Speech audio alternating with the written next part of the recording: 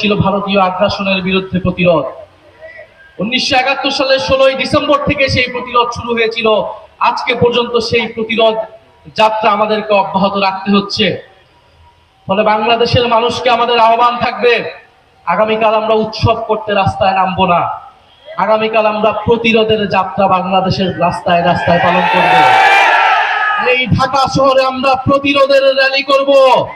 আমরা ভারতীয় আধিপত্যবাদের বিরুদ্ধে, বাংলাদেশ বিরোধী সকল ষড়যন্ত্রের বিরুদ্ধে ঐক্যবদ্ধ হব। প্রিয় সংগ্রামী বন্ধুগণ, ভারত যদি মনে করে বাংলাদেশকে 5ই আগস্টের পরেও আগের মতোই তারা রাজনৈতিকভাবে হস্তক্ষেপ করবে, নির্বাচনে কারসাজি করবে, ভারতের সেই ভাবনা ভুল। ভারতের সেই ভাবনা ভুল প্রমাণ করব আপনারা আমরা সকলে মিলে। ভারতের স্বাধীনতা, সার্বভৌমত্ব, অখণ্ডতা বাংলাদেশের উপর নির্ভরশীল। ফলে ভারতকেও সাবধান থাকতে হবে। বাংলাদেশের সাথে সম্মান নিয়ে, মর্যাদা নিয়ে সম্পর্ক রাখতে হবে। আমি কথা বাড়াবো না।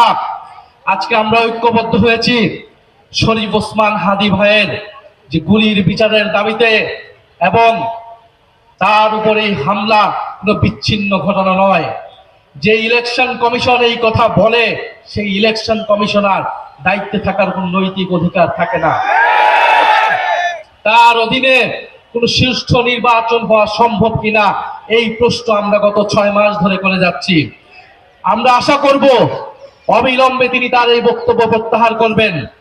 আমরা বাংলাদেশে একটি সুষ্ঠু নির্বাচনের পরিবেশ চাই, কিন্তু এই অথর্ব নির্বাচন কমিশনের অধীনে কোন নির্বাচন হওয়া সম্ভব বলে আমাদের কাছে মনে হচ্ছে না।